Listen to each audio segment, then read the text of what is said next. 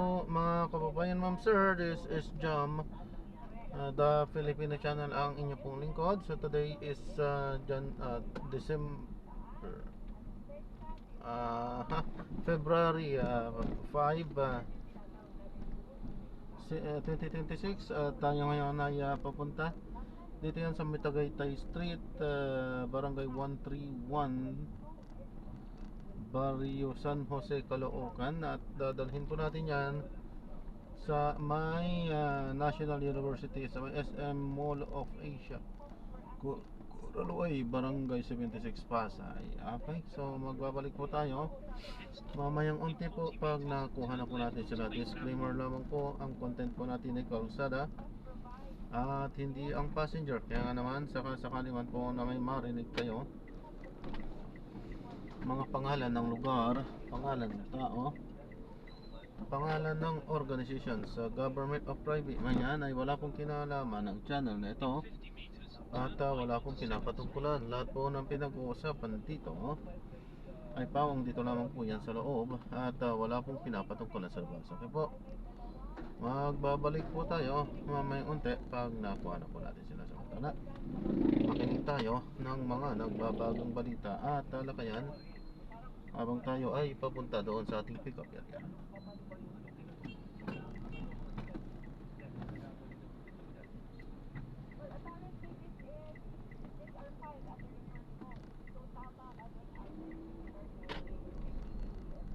Continue for 300 meters, then turn left onto Magsaysay Street.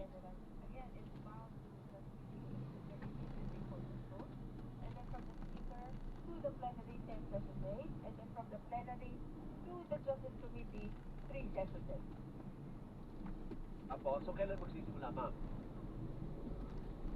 Well, it should have started already kasi na-receive na siya ni Texben, no? So dapat mag-transmit na siya immediately, no? But I cannot speak for the Secretary General, neither can I speak for the Speaker and the plenary. So yung hearing po, yung kagaya nung ginawa natin sa complaint, di ba, determine natin yung sufficiency in form, sufficiency in substance. Kailan mangyayari yan dun sa complaint Well, against the vice? The list I can say, Alvin, is as soon as ma-transmit or ma-refer to Justice Committee, we will immediately set the hearing date to determine the sufficiency in form and substance of these two impeachment complaints, if ever there will be referred both, no? Sufficiency in form and substance of these two. So wala pa. Kasi Wala may pa eh. narinig ko, may sinabi ka kahapon, sabi mo, babalik yung inyong committee sa Seg 9 ba? Did you say Seg 9? So iba yun, hindi I yun was sa VP. Oo. I was referring to the impeachment process of PBBM. Kasi Okay.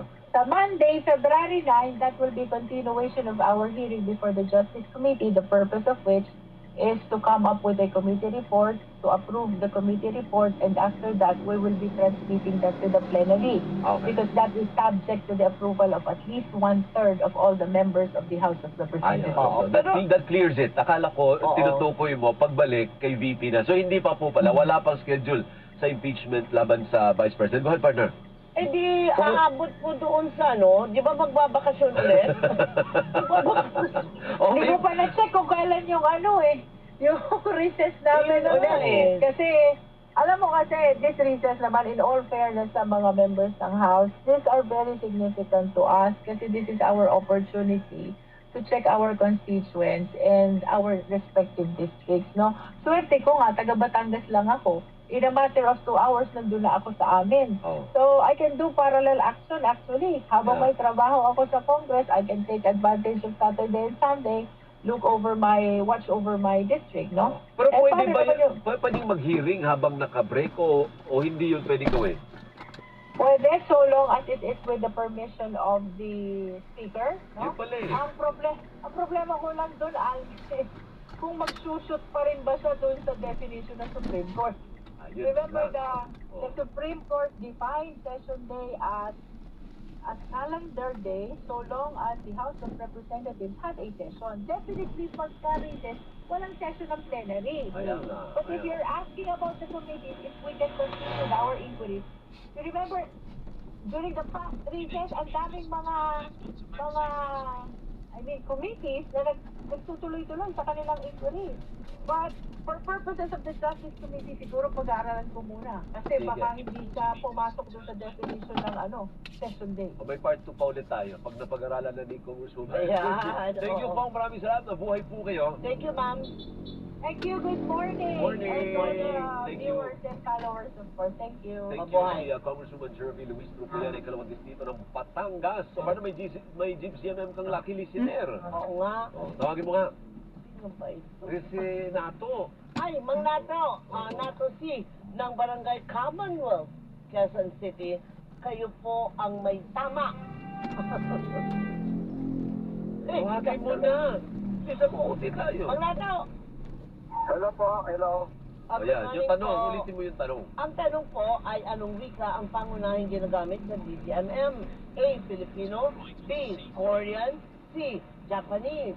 At ang yung tamang sagot Tanongin mo anong sagot mo. ay gano'n ba? Ano ba ang sagot mo? Hindi na naalunod siya eh. So, Kaya, nagbigas Po, letter K, Filipino. letter A. Letter Filipino. A. Yay! O, anong script mo nakalagay? Tama ang iyong Ay, sagot. naku, Bicornia. Di ka pwede sa drama. Hindi talaga. O ito, pwede kong basahin ito. Oo. May regalo ang DZNM sa'yo. Antayin mo lamang ang tawag ng staff dito sa Gising, Pilipinas. Tama, kaya parang kunwari hindi ka nagbabasa. Natural lang, di ba? Eh, babasahin mo sana. Tawagan mo si Doris Piconia. Nasa kanya ang pera. Mang Nato, congratulations po. Sabihin no ay maghahain ng proper motion at the proper time. Pero inaasahan nga natin na similar to the House Committee on Justice, ipapile on yung mga sympathetic doon sa committee. And let me emphasize po, no, Joel and Weng, kahapon ang nangyari noong ito ay sinoto na sufficient and substance. Ito po ay hindi pagsunod sa House Rule. House Rule, ang nakalagay lang, ito po yung recital fact. And if yung paglahat no, ng aligasyon sa complaint ay isasabihin sila, establish niya na may offense na nangyari, no, which is betrayal of public trust. Pero nung Tuesday, nagdagdag po ng standards yung House Committee of Justice members pinagpotohan kasi dapat yung authenticity ng documents attached ay i-examine na, which is not at this stage, no, ginagawa proper. Pagkatapos, magtuko yung sufficiency of substance. At yun yung reason ultimately kung bakit maraming mga mambabatas ginamit yung argument na kulang yung ebidensya o hindi naman totoo yan, etc. to attack the complaint. And yan po. So, sa tingin natin, ang mga mambabatas kailangan po bumoto ayon sa konsensya, sa prinsipyo, at even sa patakaran. Oo, yan ang ideal, napaka-ideal niya sinasabi niya pumoto na sa konsensya eh. Pero ma'am, doon sa sinasabi ninyong nabaliwala yung rules o nalabag yung rules on impeachment sa Justice Committee pa lang, o yung issue ng reckoning date na desisyon ng Korte Suprema, ito ba wala kayong balak na questionin sa kataas-taas sa hukuman? Well, sa ngayon wala akong nakitang issue sa reckoning date. Nakalagay sa Yung sa rules, then yung sa rules interest po, ko ay yung sinasabi po ninyo na sa rules, na nalabag yung rules ng committee consensus. Kung usaping reckoning date, bali yung 1-year bar rule, so far wala naman dahil properly initiated naman siya sa House Committee on Justice. As to yung sufficiency in substance and yung observation on pag-aaralan pa natin. Unfortunately, may clear na reading tayo kung ano yung nangyari na dapat mangyari sa sufficiency in substance portion at hindi po yun yung nangyari. So, let's see kung ano yung In resources 70 natin. meters, turn left Okay, onto ma'am, ito lang. Macsay. When you say public pressure and you will go to the streets, what do you mean? Parang parliamentary of the streets na naman ang mangyayari sa atin. Parang ganun ba?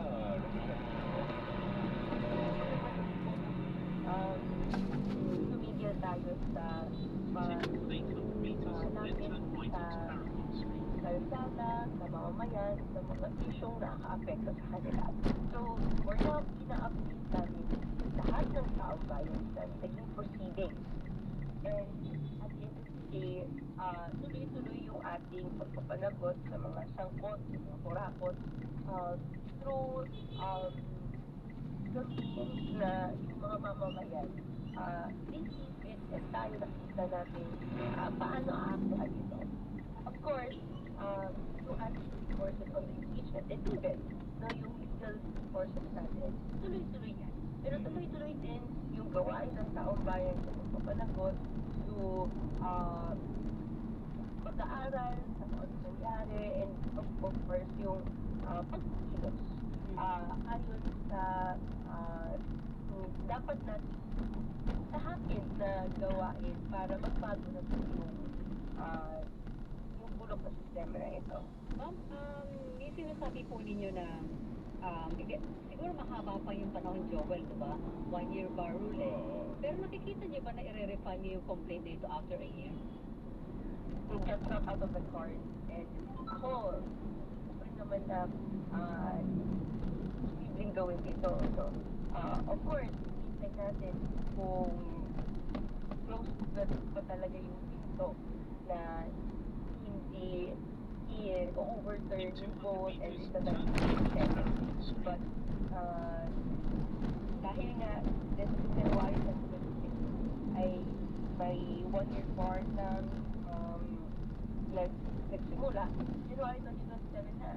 In Yung 100 next na meters, pwede turn tayo. right. Handa tayong mag-file, lalo na sa Madrid Sol, yung patayan ng pusi, which is that, President Marcos Jr. is can be charged of the seal of custody act, no, yung sa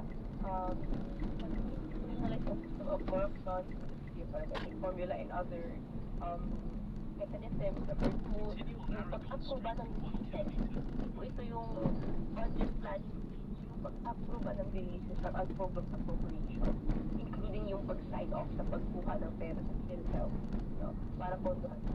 At tatlo, yung direct impact na nakuha direct sa siguran ni Pangulong Marcos Jr. Wala pa rin yung babago, wala pa rin seryosong investigasyon na nangyayari doon. Hanggang na walang ganun, tuloy-tuloy ang impeachment. Okay, ma'am, speaking of seryosong investigasyon, kasi ang impression, kung makakakita lang tayo ng mas malaking isda sa nakikita natin ngayon, maaaring ang karamihan sa mga Pilipino ay makontento na doon sa ginagawang investigation ng ating gobyerno. Tama bang isipin yun, ma'am?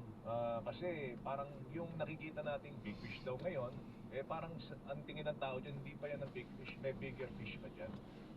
Pagka ba meron pa tayong naisaktal na mas malaking isda doon sa mga nakikita natin, mga senador at mga dating kongresista, tingin nyo okay na yun? Magkakontento na Pilipino? Ako po hindi. Dahil even though may bigger fish na i-involve tayo, hanggat hindi pa rin nakasagot yung mga allegations laban kay President Marcos Jr. And tuloy-tuloy na pag-iwas sa pagharap nito, meron pa rin tanong yung taong bayan and may yung biggest fish na i-hold accountable natin. So, I think we can expect that reasonably in the next coming times, no, na baka hindi pa sapat yung isa and therefore mag-involve na ilan pa. Pero parang nag-wave ka ng isang shiny na bagay para hindi mo mapansin, no, yung nagliliwanag sa horizon. hanggat hindi pa rin nare-resolve yung ultimate question, no? Na lahat naman natin sa isang impeachment complaint, yung tatlong yun, yung tatlong acts of betrayal of office. Yung questions pa rin kay kung sa court or President Marcos Jr. Okay, ma'am, ako last point ko na lang. Ito'y, nakita nyo na yung takbo sa impeachment process laban kay Pangulong Bongbong Marcos.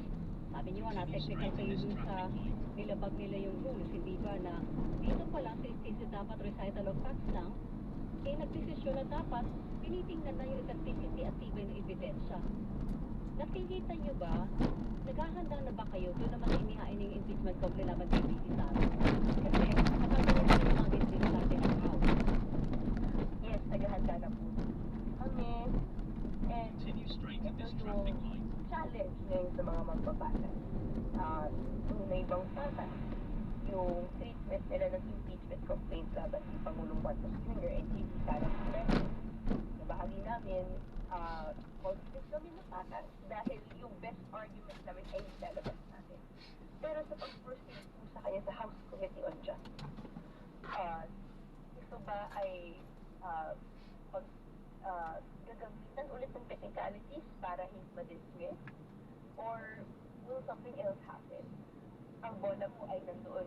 Ang nasa chopping block ngayon no, ay hindi lang din po yung impeachable officers natin na kailangan mapanagot at malaman at masakat no, yung hearing, no, impeachment hearing sa Senate kung gaano sangkot sila.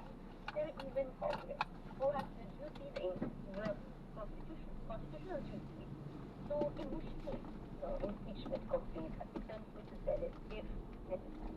Okay, ito lang ma'am, huli na lang kasi ang direktang ebidensya lang naman na nag-ugnay kay Presidente yung statement ni Saldico na hanggang ngayon di pa natin alam kung nasaan. Di pa naman napapanagot dito, di pa napapabalik sa bansa. Tsaka yung mga sinasabi ni Saldico, okay, puro hearsay eh. Inabot ko si ganito, sasabihin niya aabot na si Presidente.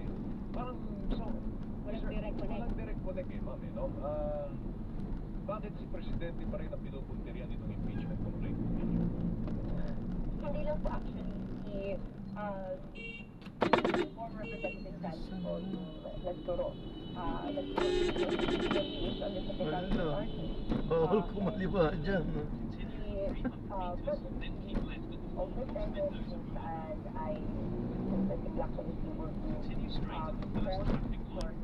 Then into 100 meters, keep left at the the relationship Bernardo affidavit sinabi niya na ito ay inabot sa office of the president. So, dito yung dalawang testimony. And again, kung evidensyang represent natin sa policy, no, which is yung sa institutionalization of corruption and impunity, isa patas, no, meron talagang involvement ang president. And that's why nga po, lalabas ng ebidensya as long as the hurdle sana yung sufficiency in substance portion. Pero unfortunately, at that stage ay pinatay na siya. Nonetheless, tuloy-tuloy naman tayo sa pagpapalabas natin ng information, papublicize siya. Continuously, if your argument ay mas marami sa abutan, all the more reason para tumigil na mag-asam ng isang klaseng sistemang bago, hindi na punong-puno ulit ng same names or ng mga traditional politicians na lang ulit. And yung interest naman ng taong bayan, yung pondo na dapat pumunta sa kanila, tamang pumunta sa kanila at hindi patas tayo, base sa ebidensya, base sa dokumento. Ay, dapat na yaman din lamang na ganyan ang inyong tinitindigan. Itindigan nyo palalo. Huwag yung sasabihin na puro ganyan na lang, yak-yak nyo ng yak-yak. Puro, ano tawag to? All parts, no, ano nga ba yun? No bite. Diba? Maingay lang, yaw-yaw lang, kaw-kaw lang ng kaw-kaw, pero wala namang nangyayari. Yan. Oo, at ang sabi, dahil sa interview natin dito, first in, first out. Yung mga unang na-file, yun muna ang feeling nila. Oo, hindi pwedeng kung sino lang yung feeling nila. Kaya, galit ako dito, gusto ko unahin natin. Hindi pwede gano'n. Kasi doon narinig ang unahin. O alam mo, kasi nakalimutan si Senator David. Nagpwede. Eh, pero Senator Bato, parang nagkakamali. Joel, Oo, ay, kasi nga, bawal i-public. pero sabi mo, si, yung chairman ng komite, ay sinag-found din mismo ng ethics complaint. Nung nag-file ng ethics complaint kay Senator Jesus Escudero, kasi daw inuupuan niya, di ba? Oo, tapos na yun. Ay, O, di di ba? ba? Wala yun. Eh, pag yun ang dinilig, mag-i-inhibit yan, syempre, ang chairman. May mga members naman yung committee na tatalakit. Oo. Pero nagtataka lang ako, partner, kasi wala lang cover ng Senado. Bakit ngayon ko lang narinig na ngayon lang binubuo yung ethics committee? Ay, alam mo naman, partner, nagpalit ng leadership. Okay. Diba? So, pag nagpalit ng leadership, kasi, di ba, automatic, palit lahat ng chairmanship. Palit lahat ng members. Palit lahat. At hindi isang araw or 2 araw ginagawa. Oo. Diba? O eh, bakit hindi na lang magpalit ng ugali? Ay, sorry. Eksakto, alas 8. Partner? 26. Tama ba? 8:26 in the morning.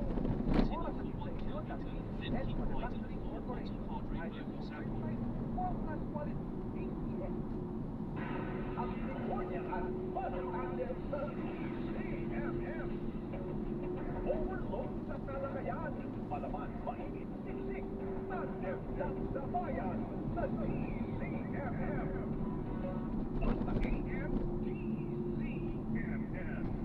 Yolo Pascual po, Ubuan Higa, may Flemex 40 and bottles. Pero para sa ginhawang kailangan agad, may Flemex 40 capsules and blister pack. Madaling bitbitin, kayang ibulsa, gawa sa natural na lagundi na tumutunaw at nagpapalabas ng plema. Convenient na, ginhawa pa. Flemex 40 lagundi and capsule. Basta lagundi, Flemex. Easy. Phoenix Lagundi, the generic name of Flemex 40.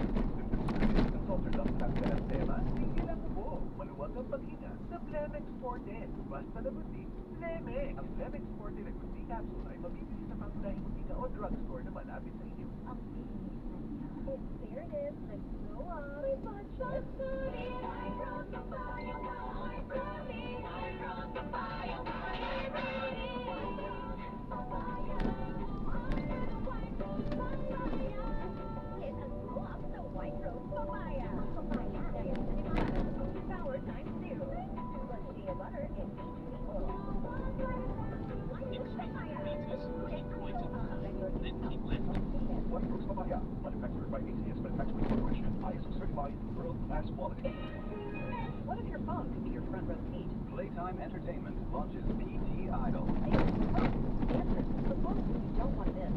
Wonderful moments are here. where talent takes the spotlight. Search PT Idol on TikTok and follow today. Playtime Entertainment. Born for happiness. Basta AM, PCMM. Ang programang ito ay hatid sa inyo ng Flemex 40 capsule. Maluwag ang pagkina, nawang plema. Basta lagundi, Flemex.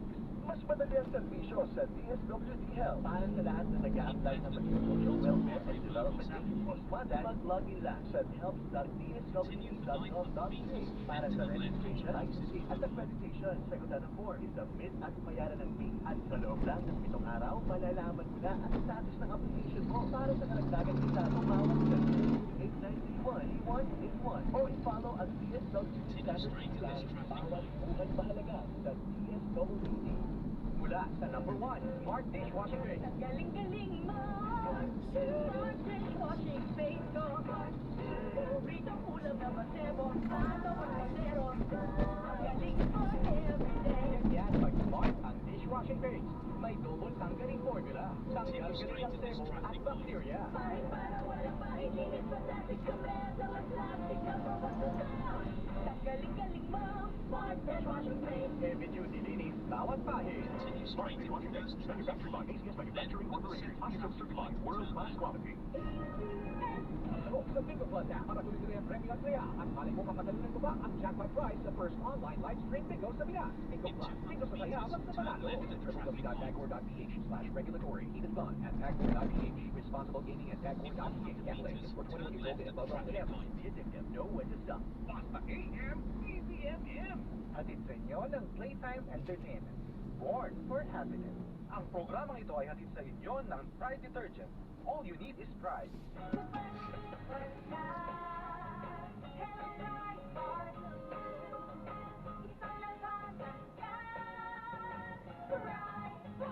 Pride Bar Blue with powerful stain-away enzymes. Malupit magtanggal ng lumit mancha pero di masakit sa kamay.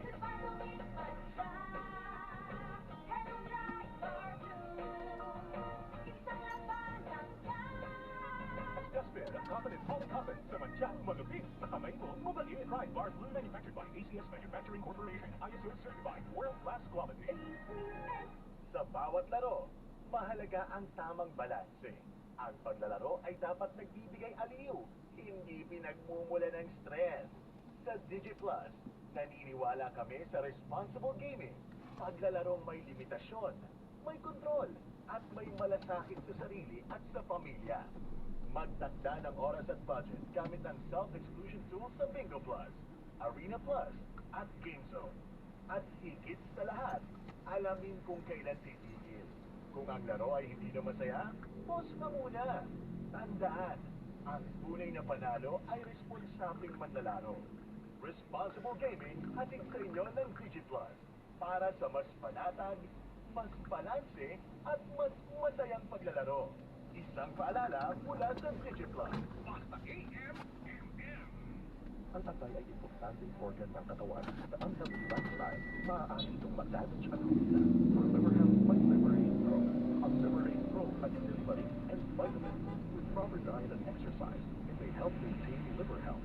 Ang Liberate Pro ay maaaring makatulong sa treatment ng chronic inflammatory conditions tulad ng fatty liver. Take it from the pro. Mag-liver up na. Liberate Pro. Liberate plus multivitamin is the generic name of Liberate Pro. If symptoms persist, consult your doctor. Para sa maayos na liver function, Liberate Pro. Liver up na tayo. Liberate Pro. Ayos to. Basta kabig ng kabig. Doble sa pangis. Doble sa tapas. Doble sa talino at kakulitan. Nanggaling sa pinakakanan tapos biglang kakaliwa sa pinakakaliwa. Ang galing. Kami po yung ni Robert at di mga lumabas ito. Bigonya pa rin po ito. Yan. Serving. Pero talagang pasok sa reckless yan. Careless eh. Ay, gusto ko lang pa itong batiin. Masugid dating taga-subaybay. Si Dennis Lakap. Si Dennis! Paring Dennis. Paring Dennis Lakap. Nag-aigat ka sa pagmamaneho mo. At kami mo, na nakakita ng pangalan. Hello po sa inyo, Mrs. Lakap. Ang dali, no? At hindi ko lang sabi. Walang sabi. Sure ball yun. Yan, ang pala. Sure ball na siya yun. At syempre, batidin natin ang happy birthday! Happy birthday kay Sir! Mabango to eh. Ay, talaga. Diba, ibang bango ito eh. Happy birthday, Joel Cruz! Happy birthday! Then, in 50 meters, keep right on the napakabait.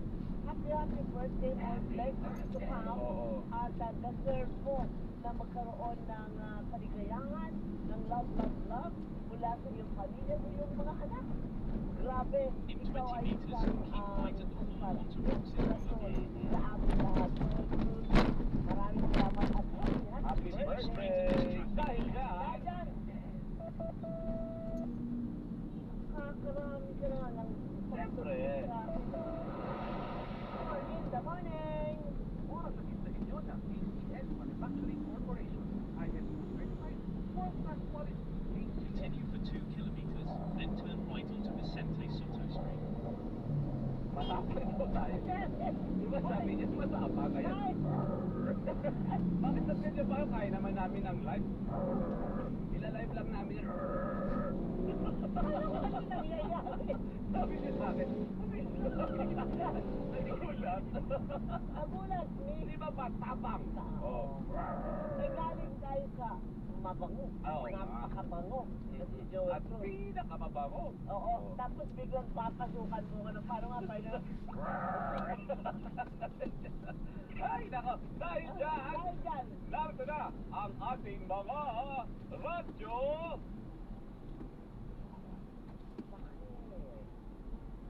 Patrol, roll.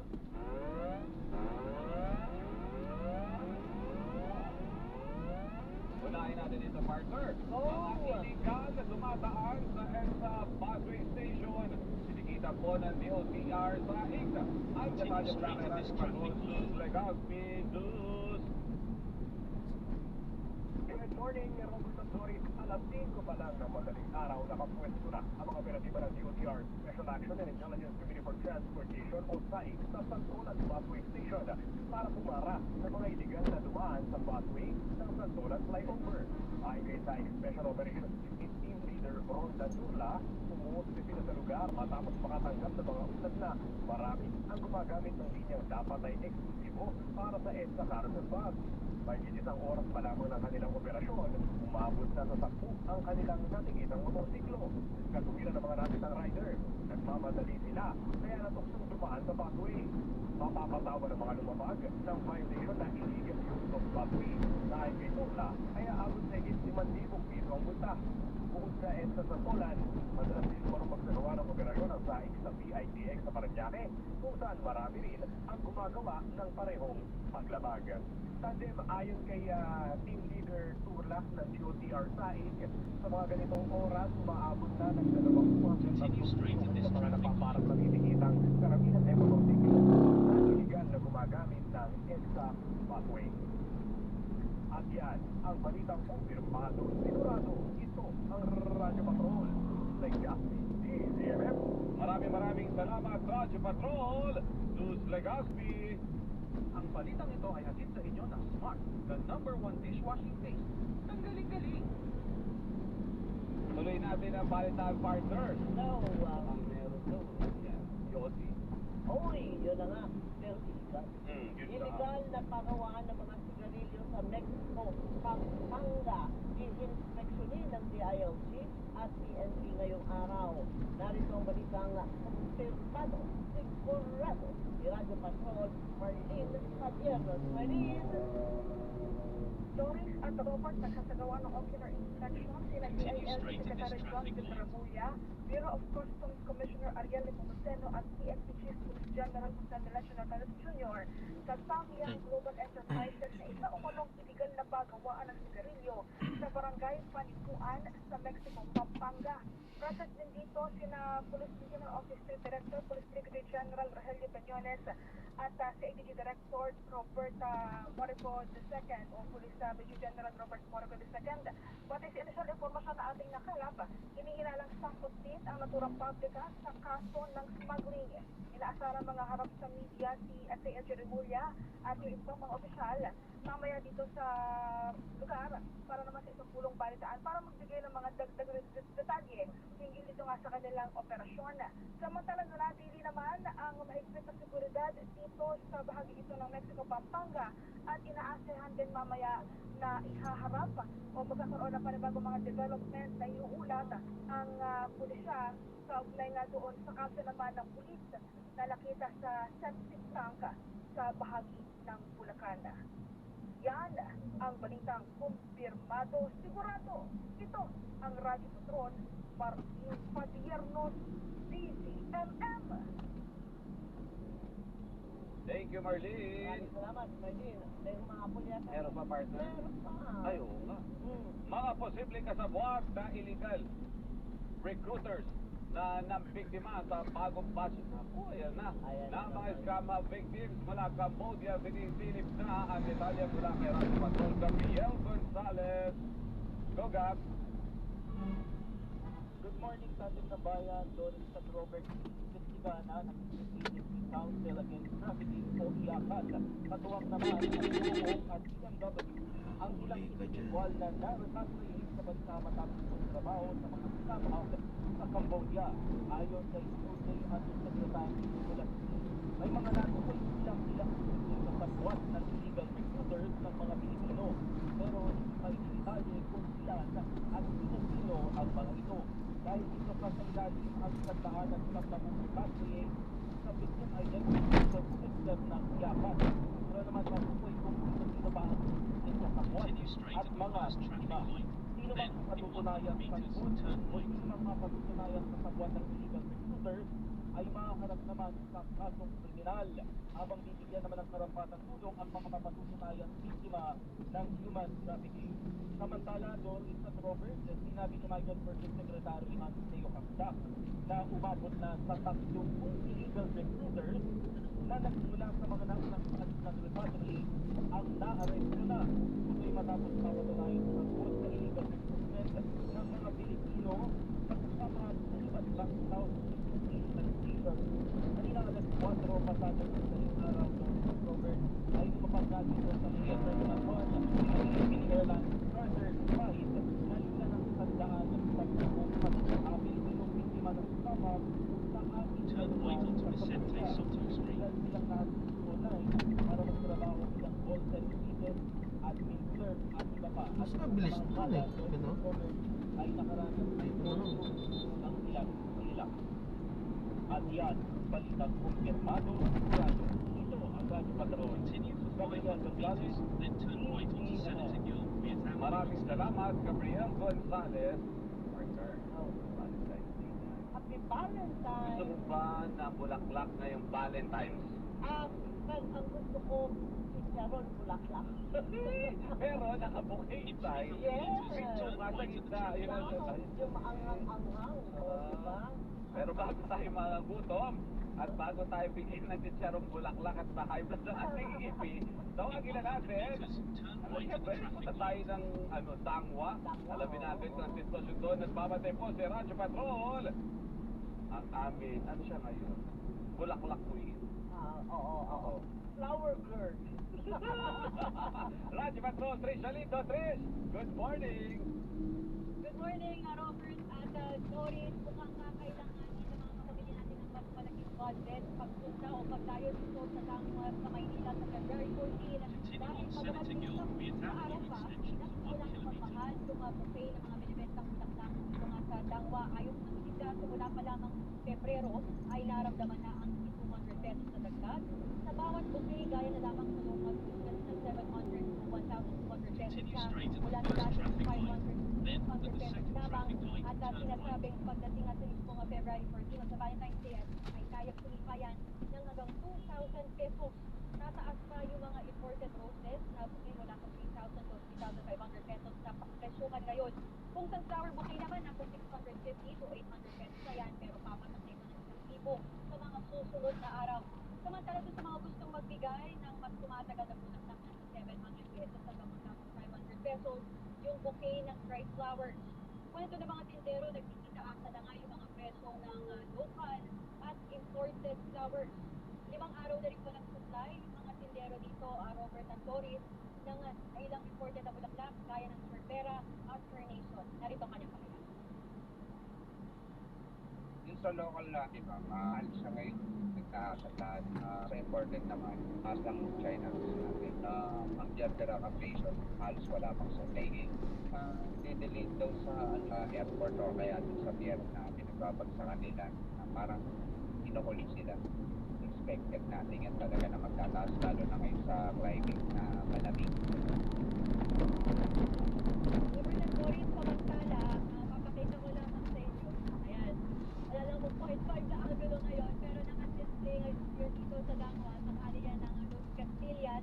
Itong arko ng puso dito ng mga bulaklak na gawa sa ribbon yan, ng pulang ribbon. Sa magkabilang side nitong Luz Castilian, ay may dalawang yung arko na ganyan. At meron pang mga streamers sa likod ko, kapag yung meron mga nakasabit na pink at red streamers yan. Ako pa, welcome sa'yo yan eh. Ayan. Bilang flower girl. Oo. Parang naramdaman ko talaga dito yung Valentine's Day. Kahit medyo malayo pa yung Valentine's Day.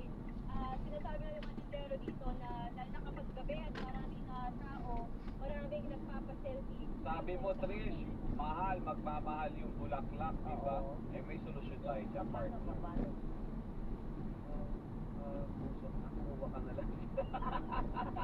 Totoo ba yung mga yan? Yung mga naka-heart shape na yan?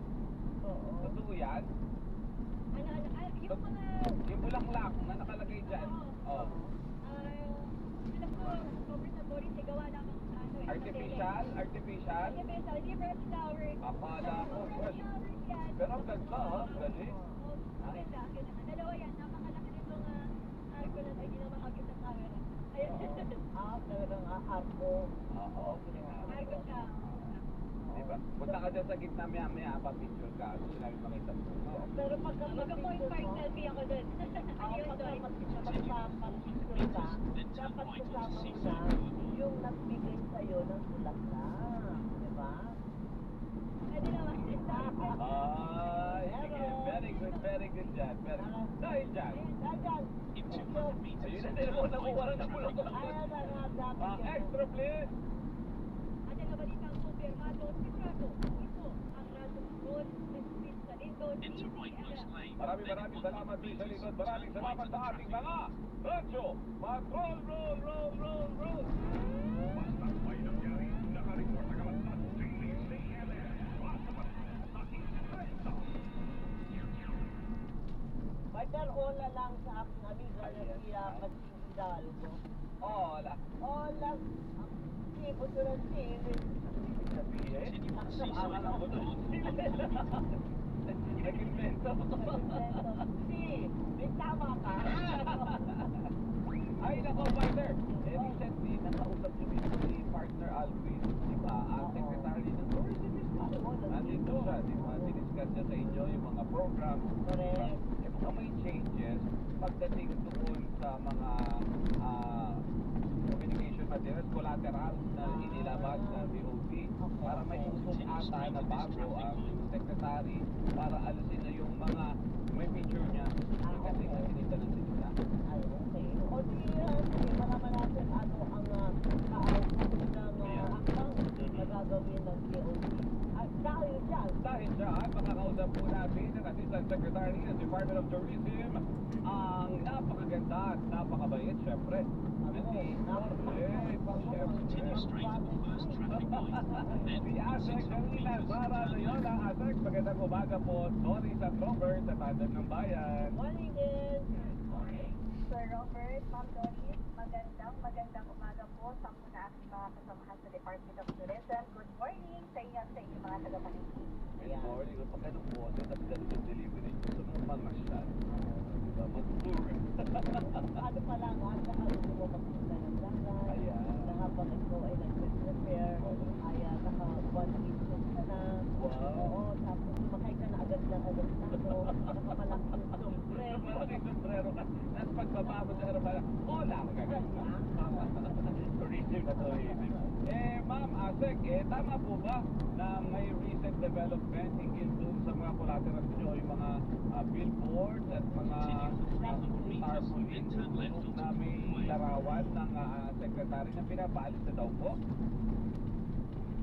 Tama po yan, Sir Robert and Ma'am Doris, kasi nangyari yung ating pagdinig sa Senado at doon na ay tinanong si Secretary doon sa mga umano ay self-promotion. Pero naisip natin laruin kasi pinapalamang naman ay wala naman po ang Secretary na ilagay yung kanyang mukha. Kahit na anong collateral o promotional materials ng Department of Tourism. Kaya ang sinabi niya kahapon, kung ito ay magiging nilala sa pinakabuluhan ay huwag na po gawin ang nawagan na, lalo na sa ating mga LGU. Kasi kung natutukan po natin yung nangyari pag-ibig kahapon sa mga ililisa ay yung kanyang larawan sa isa sa mga tarpaulin. Na ito po ay ating naglaruin ay nanggaling sa LGU.